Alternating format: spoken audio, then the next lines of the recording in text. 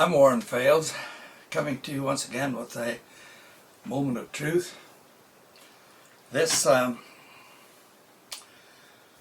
is January 7, 2008. I've been watching, as probably many have, the debates by our presidential hopefuls, and I would like to share with you what I am.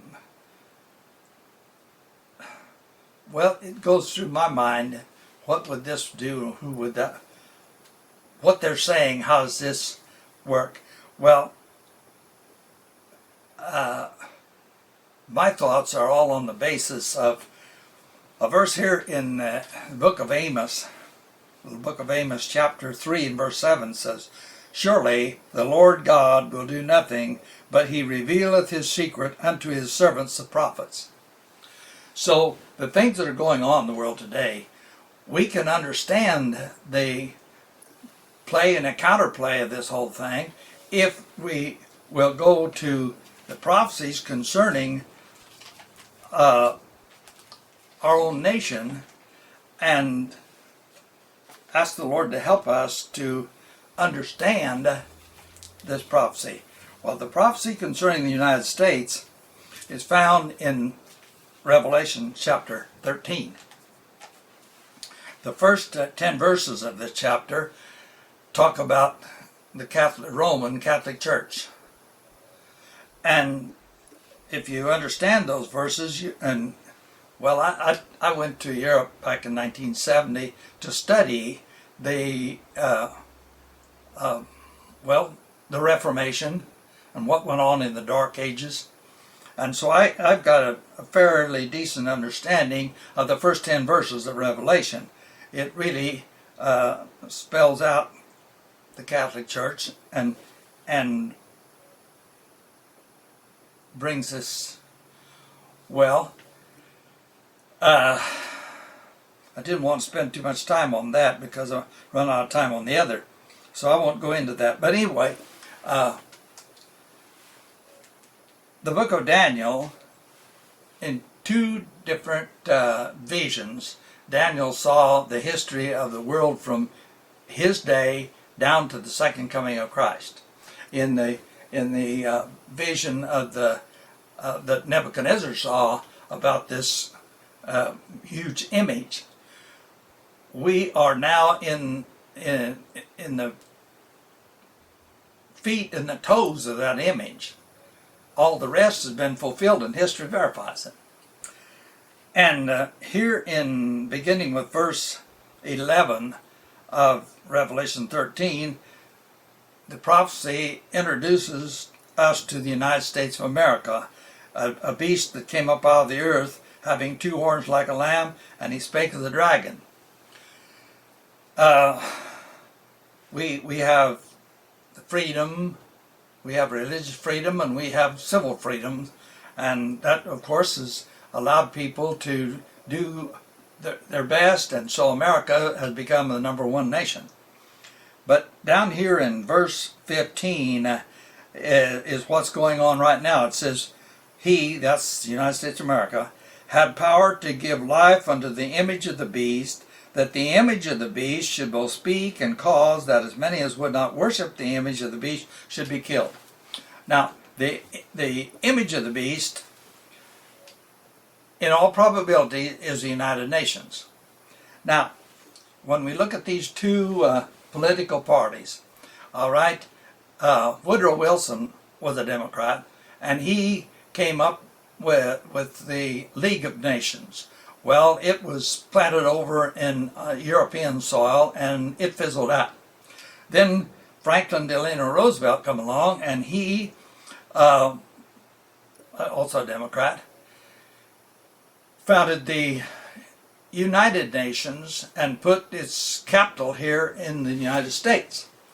And so we have, it's here in verse 14, the United States says, should make an image to the beast which had the wound of the sword and did live. Okay, now Catholicism was a religio-political power, and it forced people under penalty of death to accept whatever it set forth as its dogmas and so forth. So the UN will do the same thing. You won't be able to buy or sell unless you take the mark. That tells you in verse 17. And there'll be a in verse 15 it says, as many as would not worship the image of the beast should be killed. Well, worship means you serve, you obey, you conform. And if we don't conform to that. But these politicians, there's some of them in both parties. So it may not be a Democrat president that turns America's strength and power over to the UN.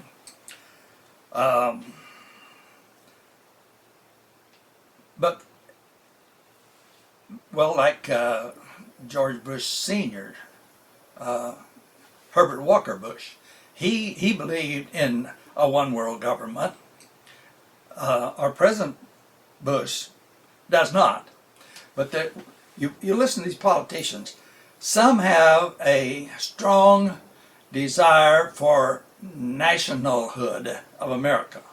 To keep America safe, we keep it strong. Then there are those who want to appeal to the UN with every problem that comes along.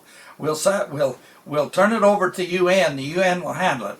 You listen, you hear those two things going on.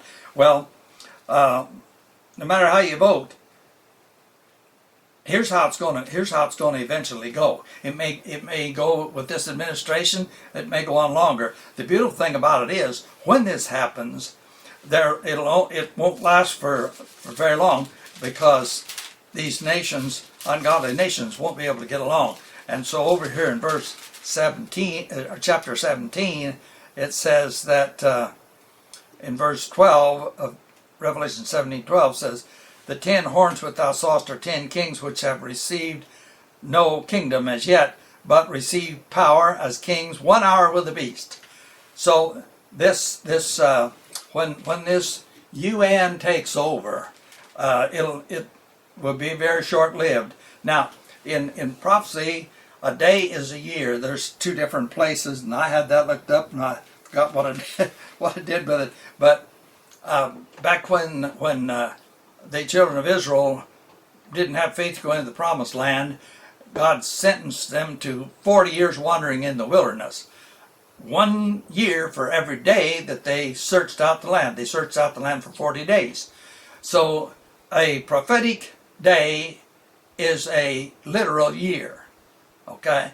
So an hour would be 1/24th of 365 days, probably.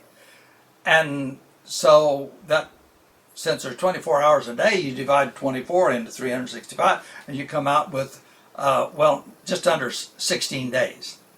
So a little over 2 weeks is all this beast power is going to be able to threaten us with death. It's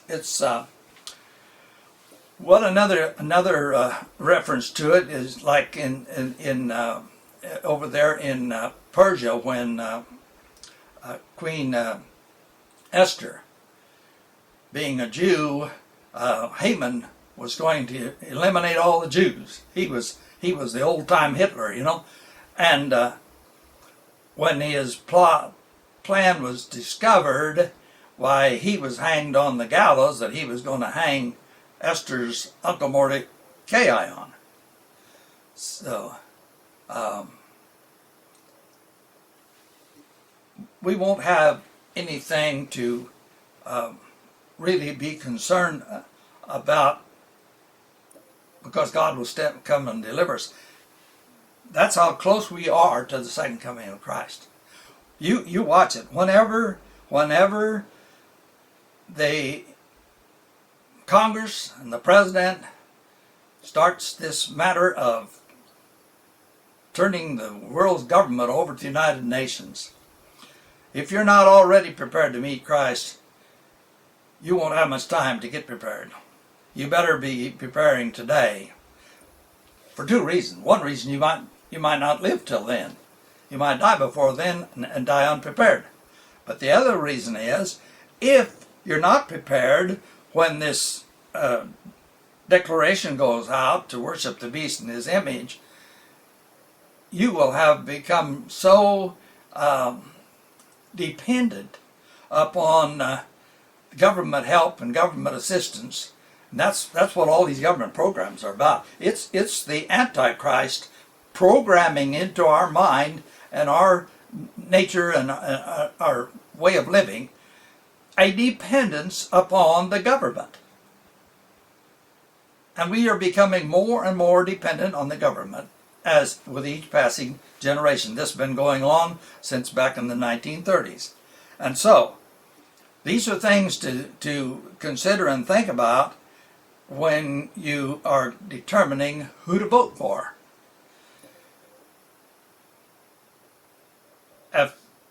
And you know, it's ironic.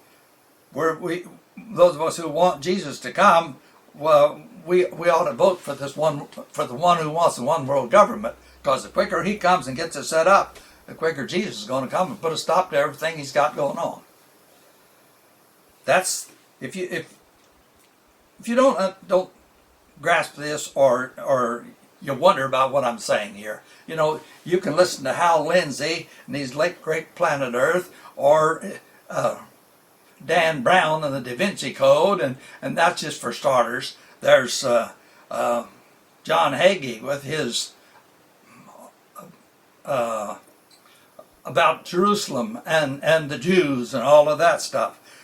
But you better pay attention to Revelation chapter 13, because here is talking about the last world government and the government of the world at the moment that Jesus comes and takes his loved ones home.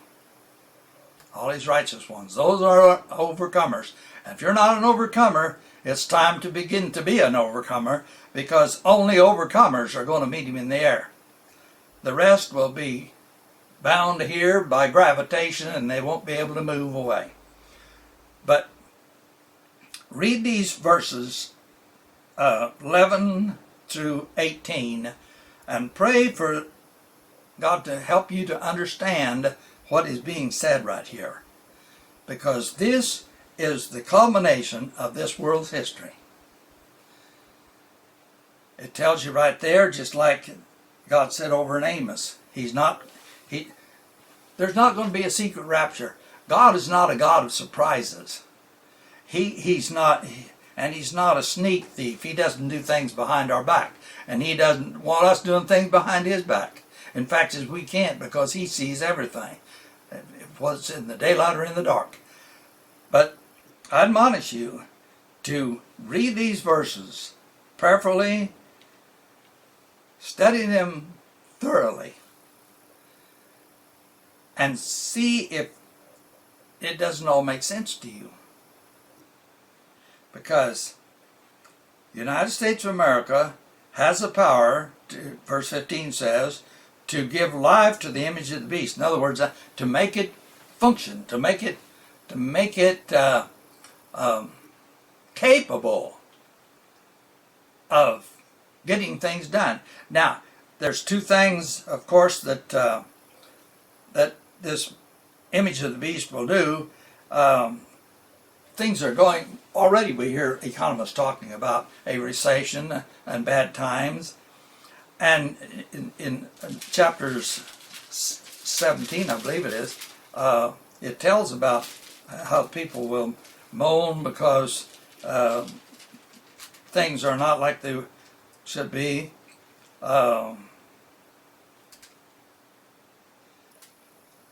Anyway, 17 verse 13 says, these 10 kings will have one mind, give their power and their strength to the beast. So right there, they're going to endeavor to make the one world government work.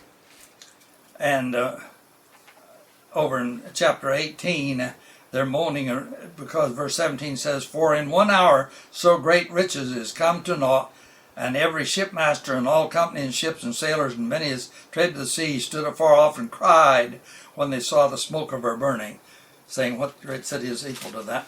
And so it's because of the economy, this deal here about you can't buy nor sell. It's going to have to be, they're going to regulate the economy, and they're going to regulate what we believe and what we do.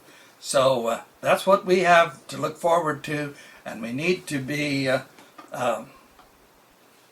preparing to meet Jesus. I thank you for your attention.